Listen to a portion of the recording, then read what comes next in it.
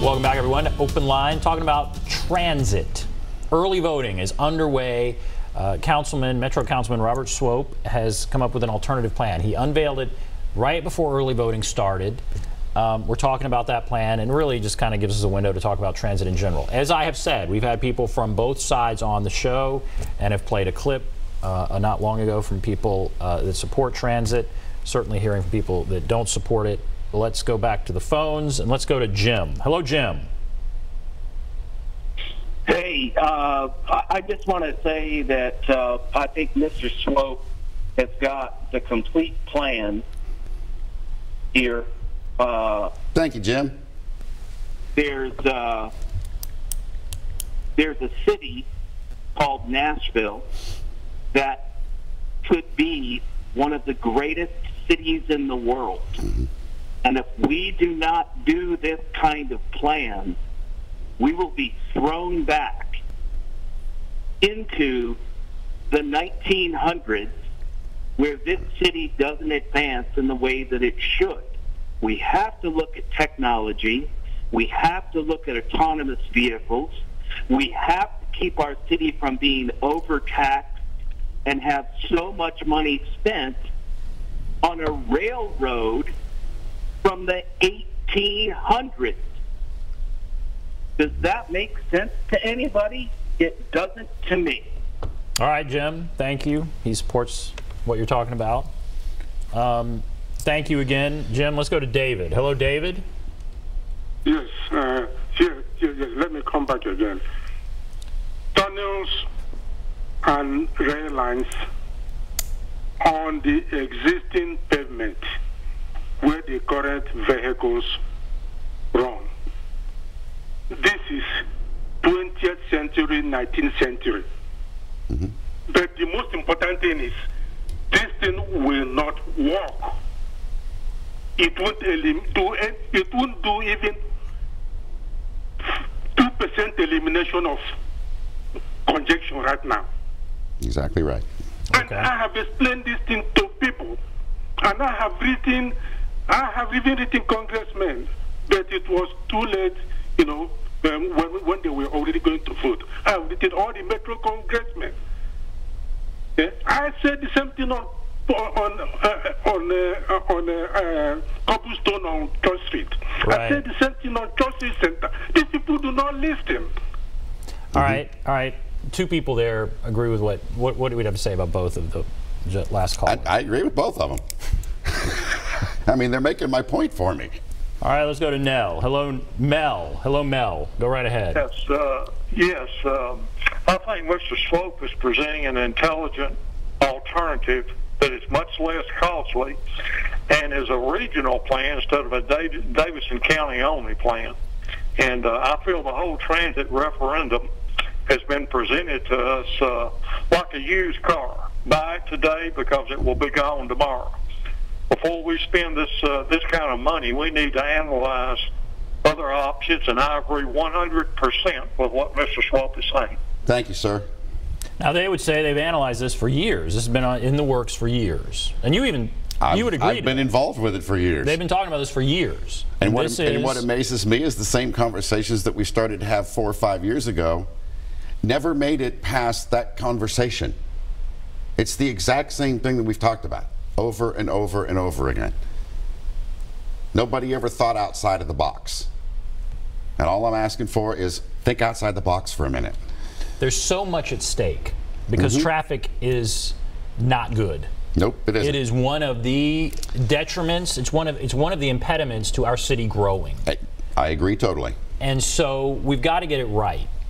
And your plan, it is kind of flashy in the sense that it's using self-driving vehicles. But again, the criticism being that this is new technology that really hasn't been tested on the scale. It's been tested with 30 million plus miles globally. There are companies implementing this right now. Not testing it, but implementing it in ride-sharing services and other sundry things like that. Nobody's done it on this scale before, but do you think that's not going to happen within the next, let's just say 5 years? But that's a gamble. Long before anybody ever steps foot on a light rail train, if we pass this transit referendum on May 1, it will be at least 6 to 7, maybe 8 years before anybody ever steps foot on a train. Now, what happens to autonomous vehicle technology? What happens to everything else that we're ignoring right now in that same time frame? Does this put a plan in place that could be adjusted? Let's say in 5 years there is this great new technology that you're talking about, and we could adjust it here and there. Does this at least begin to address a problem that we all admit exists? No, it doesn't. Again, it is not based regionally at all. So no car from Rutherford, Williamson, Wilson, Sumner, any other county which you see sit in traffic on 65, 40, or 24, leaving this city, going to any 4 destinations, north, south, east, or west, anytime after 4 o'clock in the afternoon. And I want you to count the number of cars that are from Davidson County around you. And what you're going to find is less than 20% of them are. So 80% of the cars that are on the streets during peak travel times are out of county.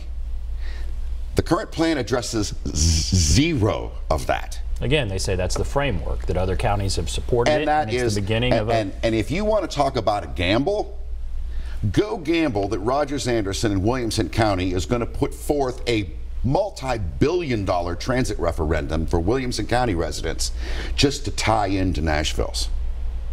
That's a bet. That's a gamble that I'm not willing to take.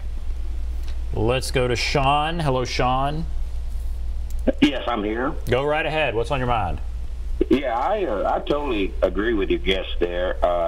The double stack, I think, is the way to go. I think it'll be cheaper. One thing that I would, and I don't know if this was brought up or not, I came in on the tail end, I think, but one thing that I would do is on that double stack is fix it so that the people that's coming from the surrounding counties or that's traveling through Nashville, that if they decide they want to take advantage of that convenience, they should pay a toll to use it. That would help pay for it. Yeah. Because again, if you've got what did he say? 80% of the people are not even from Davidson County. That's causing the traffic here. He said 30%. If you take them off the roads, then Davidson County won't have a traffic problem. I totally agree. After 4 o'clock or this time of day, Nashville streets are deserted. The shopping malls or the big box stores are closed. And I would say in 20 years from now, traffic may even decrease as people shop more and more online. But I will go on to say, and then I'll stop, that this time of day or after 4 o'clock, or let's say 5:30 or 6, the traffic that I see is in the Cool Spring area, Providence, the Providence Mall, Mount Juliet, Indian Lake, Hendersonville, places in the surrounding counties where everybody is shopping. Murfreesboro is real bad. At 4:30 or 5 County, o'clock? but anytime I go to some of these areas where they have built up these big box stores, traffic is horrible. So that tells you right there where the traffic is. Okay. All right. I would say, I mean, I'm driving downtown. It's terrible at 4:30 or 5 o'clock. So I don't know. I'm sure it's terrible where he's talking about, but it's terrible everywhere. It's not just near the big box stores. Completely agreed. And here's where the intelligent plan, I think, really makes sense. If we put in 5 fixed rails, we are glued to that for the next 100 years. Expanding it only means we're going to go farther out, but you can't go east and west on a north-south line.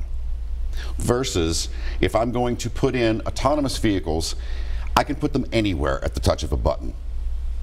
They run on existing infrastructure. They don't need wires in roads. They don't need sensors in roads. They don't need any of that. The technology is far more advanced than what it was 5 years ago. And in 5 years, God only knows where it's going to be. All right, let's take one more call before break. Nick, quickly, what's on your mind? Hey, gentlemen. Speaking of wires and roads, I just wanted to shoot down this whole tunnel idea. I don't believe it's going to happen. Google is living proof that digging in the Nashville area is a lot more than they bargained for. They put millions and possibly billions into this project, and they are currently trenching in our current road system just to get their project off. There's no way they're building a tunnel. That's not going to happen. Secondly, I would like to know what the cost of an autonomous vehicle would be to the owner, added to the taxes that are going to be taken as well. It's a lot more than a can of paint. Let's put the numbers up on the table. If they've been running 30 million miles, you should have some kind of numbers as to what it would cost an owner.